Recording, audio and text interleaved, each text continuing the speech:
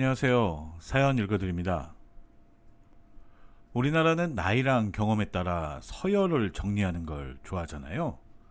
몇 살이세요? 얼마나 일하셨어요? 이런 걸로 은근히 서열을 정리를 해서 일명 족보라는 걸 만들죠. 그래서 종종 서열이 애매모호하거나 혹은 빠른 생일이라서 학교를 일찍 들어온 사람을 만나면 족보가 꼬이는 상황이 종종 생기곤 하잖아요. 예를 들어 동갑인 친구가 1년 일찍 학교에 들어가면 나는 동갑이고 친구니까 반말을 하지만 그 친구의 다른 친구들은 한 살 위니까 제가 존댓말을 해야 하는 애매모호한 상황. 아마 다들 그런 경험이 있으실 거예요. 하지만 저는 그런 차원을 넘어서 완전히 개족보가 된 우리 집안 상황을 이야기해 보려고 합니다. 저는 50대 초반의 남자입니다.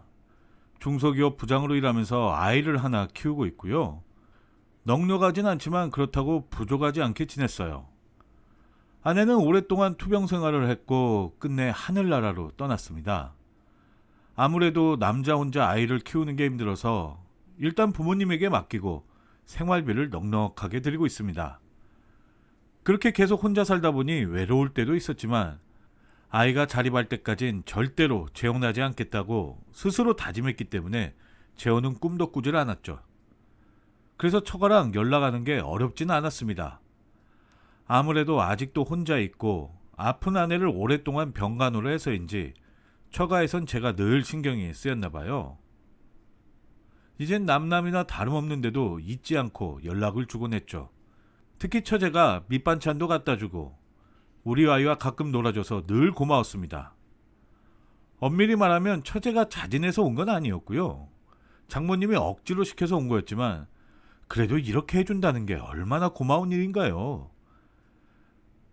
처제는 마흔 넘어 변변한 직장도 없이 집에서 어떻게 하면 시집을 갈까 궁리만 하는 처갓집의 골칫덩이였죠.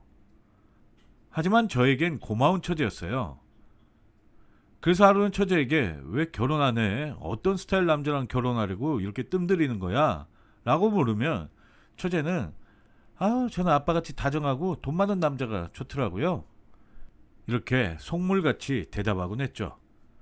그땐 그게 농담이려니 해서 한 귀로 흘려들었고 심심하면 자주 놀러 오라고 인사치레로 말했는데 하지만 그게 이렇게 일을 꼬이게 할 줄은 몰랐네요. 그날이 아마 일요일이었을 거예요. 처제가 반찬 좀 해왔다며 저희 집에 들렀고 늘 그렇듯이 반갑게 처제를 맞이했죠. 그리고 그동안 못 나눴던 이야기를 주고받는데 마침 저의 친형이 집에 불쑥 찾아온 겁니다. 다들 아시겠지만 친형과 제 처제는 사돈지간이잖아요.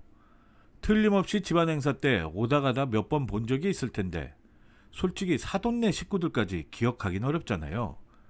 그래서 형과 처제는 이렇게 정식으로 만나는 것은 처음이라며 굉장히 서로를 반가워하더군요.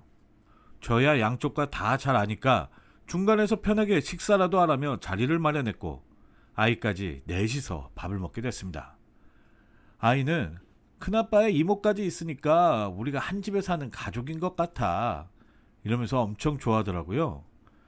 저도 오랜만에 친형 그리고 처제와 함께 밥을 먹으니까 집안에 온기가 도는 것 같아 기분이 좋았습니다. 근데 그게 화근이 될 줄은 꿈에도 몰랐습니다. 어느 날 형이 소주 한잔 하자는 겁니다. 목소리가 너무 진중해서 뭔 일 있나 하며 만났죠. 근데 형이 충격적인 이야기를 하는 거예요. 내가 요즘 만나는 사람이 한 명 있다. 형수님도 잘 계시고 아이까지 있는 형이 그런 말을 하니까 순간 놀랐습니다. 누구냐고 물어봤더니 굉장히 머뭇거리면서 그게 네 처제랑 맞나? 그 말을 듣는데 지금까지 먹은 것을 토하고 싶은 기분이었습니다. 어떻게 인간의 탈을 쓰고 이럴 수가 있습니까?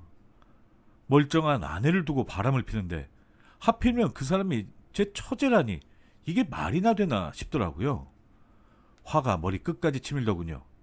게다가 처제가 먼저 친형에게 만나자고 제안을 해서 만남을 갖고 서로 사귀게 됐다는 겁니다. 친형이 그 이야기를 덤덤하게 하는데 듣는 내내 정말 기가 차더군요. 그러면서 친형이 하는 말이 나 이혼하고 네 처제랑 재혼하려고 하는데 이러는 겁니다. 진짜 드라마 한 장면처럼 목 뒤가 뻣뻣해지면서 뒤로 나자빠지고 싶어지더군요. 하지만 얼른 정신줄 부여잡고 형수님이랑 이혼하고 처제랑 재혼할 때 이 사실을 부모님한텐 어떻게 이야기하려고 그래? 그랬더니 형은 아무 말 못하더군요. 저는 둘이 사랑을 하든 말든 관계없지만 절대로 결혼만은 못한다고 말렸습니다. 그리고 도저히 형님 말만 듣고는 이해가 안 돼서 처제에게 전화를 걸어 물었습니다. 그랬더니 처제도 형의 말이 사실이라고 하는 거예요. 정말 하늘이 노랗더군요. 하늘에 있는 우리 아내 얼굴을 어떻게 보나, 그리고 열심히 사는 형수님 얼굴을 무슨 염치로 보나. 제가 사고를 친 것도 아닌데 너무나도 저 스스로가 괴로운 겁니다. 그래서 형에게 당장 꺼지라고 했죠.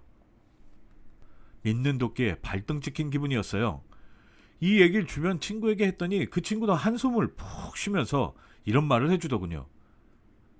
그런데 네가 어떻게 할 수는 없잖아. 둘이 좋다는데 뭐 네가 어떡할 건데? 그 말을 듣는 순간 제가 뭘 어떻게 할 수가 없다는 현실이 참 답답하더라고요. 그 후 정말로 형님은 형수님과 이혼을 하고 처제와 재혼을 했습니다. 말 그대로 처제가 형수님이 돼버린 거죠. 장모님이랑 장인어른한테 전화가 와서 미안하네. 나도 결혼을 반대했는데 이미 혼인신고를 했더라고. 얼굴에 겹사돈이 돼버렸는데 상황이 너무 안 좋게 결혼해서 어쩔 줄 모르겠네. 이러시는데 제가 다 답답한 겁니다. 물론 겹사돈이 아예 없는 일도 아니고 나쁜 것도 아닙니다. 하지만 잘 살고 있는 형수와 이혼까지 하면서 처제와 결혼을 서둘렀는지 저는 지금도 이해가 안 되더라고요. 그때부터 저는 아예 형님도 그리고 형수님이 돼버린 처제하고도 인연을 완전히 끊어버렸습니다. 오히려 진짜 형수님과 연락하며 제가 형수님을 위로하는 시간이 많아지게 됐죠.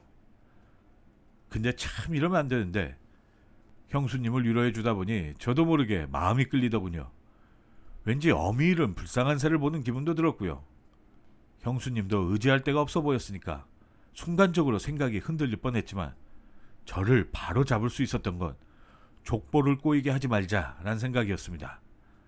상상도 하면 안 되는 이야기지만 만약에 제가 형수님이랑 엮이게 된다면 형님은 아내를 제수씨라 부르게 되고 저는 처제를 형수님이라 부르고 형수님은 처제를 형님이라 부르고 처제는 형수님을 동서라고 부르는 상황이 되는 겁니다. 이거 완전 개족보가 되는 거죠. 상상만 해도 끔찍하더군요. 그래서 아주 잠시 동안 형수님을 여자로 바라봤던 마음을 접어버렸죠. 그리고 한 2년쯤 지났나? 아버지가 병원으로 돌아가셔서 어쩔 수 없이 가족들끼리 모이게 됐습니다.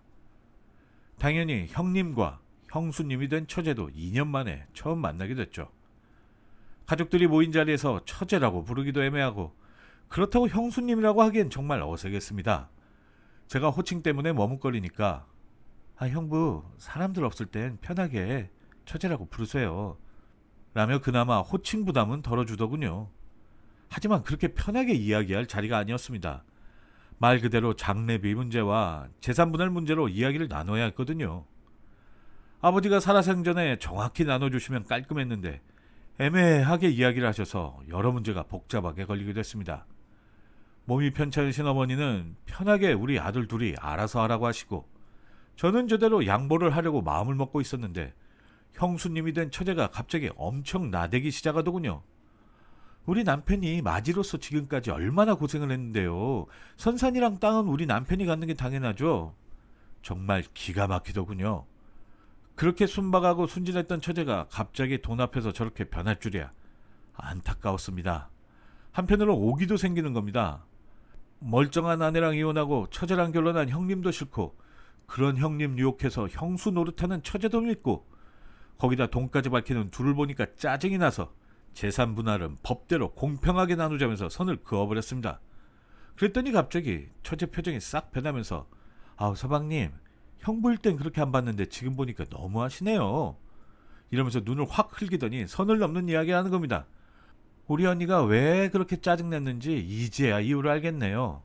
그 말을 듣는 순간 뚜껑이 완전히 열려서 먹다 남은 장례식장 육개장을 처제 아니 형수님 얼굴에 뿌려버렸습니다. 난리도 그런 난리가 아니었어요.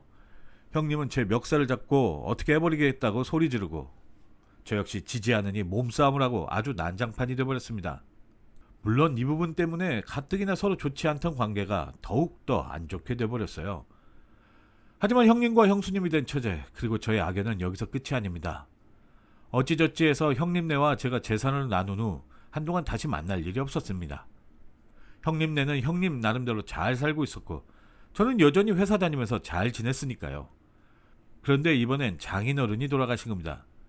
물론 저는 법적으로 남남이기 때문에 안 가도 상관이 없죠. 근데 사람 돌이란 게 어디 그렇게 쉽게 끊어지는 게 아니잖아요. 비록 처제 문제로 시끄럽긴 했지만 어떻게 보면 엄연히 사돈지간이고 한때는 저에게 장인이었는데 당연히 찾아뵙는 게 도리죠. 하지만 정말 가기가 꺼려지더군요. 가면 틀림없이 사위로 친형이 앉아있을 거고, 처제는 상주니까 그 자리에 100% 있을 게 뻔하잖아요. 몇 번의 망설임 끝에 밤 늦은 시간에 찾아갔죠. 아니나 다를까 형님과 처제도 있더군요. 정말 가시방석이 따로 없었습니다. 장인어른께 마지막 인사를 드리고 얼른 장례식장을 빠져나왔습니다. 형이 쫓아나오더니 와줘서 고맙다며 인사를 건네더군요. 정말 미운 형이었지만 그래도 피는 물보다 진하다고 그 순간만큼은 마음이 싹 가라앉는 겁니다. 형에게 위로의 말을 전해주고 집으로 돌아왔습니다. 그 일로 감정이 좀 풀어졌는지 조금씩 형하고는 연락을 하며 지냈습니다. 하지만 처제는 도저히 용서가 안 되더군요. 그런데 개버릇 남 못 준다는 말처럼 결정적인 사건이 처제 때문에 일어났습니다. 물론 돈 문제 때문이죠. 알고 보니 장인어른이 저에게 일부 재산을 상속을 해주신 게 화근이었어요. 이유는 제가 아내 병간호를 오래 해줘서 고마웠다는 겁니다. 그래서 죽은 제 아내 몫이던 돈을 물려준다는 게 유언 내용이었습니다. 유언 내용이 공개되자마자 처제는 우리 집까지 찾아와서 형부, 아니 서방님, 이건 죽은 우리 언니 몫이에요. 근데 서방님이 가는 건 말이 안 되죠. 이러는 겁니다. 그래서 제가 아니 내가 돈 달라고 했어? 왜 나한테 매번 돈 이러는 거야 처제. 원래부터 돈 밝히는 건 알고 있었지만 이거 너무 심한 거 아니야? 라며 쏘아붙였죠. 그랬더니 처제라고 하지 마시고요, 형수님이라고 해주세요. 그리고 그 돈은 죽은 제 언니 돈이라고요. 그래서 제가 언니? 웃기고 있네. 지금 처제 촌수로 따지면 언니가 아니라 동서야 동서. 그 말에 처제는 발끈하더니 고래고래 소리를 치더군요. 저도 열이 확 뻗은 김에 마침 가스레인지에 있던 빈냄비를 들어올리며 마침 육개장 하려고 준비하고 있었는데 육개장에 또 맞아볼래? 당장 안 꺼져? 라고 소리를 쳤죠. 처제는 짜증난 표정으로 도망치듯 나가더군요. 그리고 몇 시간 있다가 형에게 전화가 왔습니다. 아 미안하다 야, 요즘 내가 하는 사업이 좀 안 돼서 네 형수가 아니 네 처제가 돈에 좀 눈이 돌아가 있어. 너가 좀 이해해줘라. 동생아 미안하다.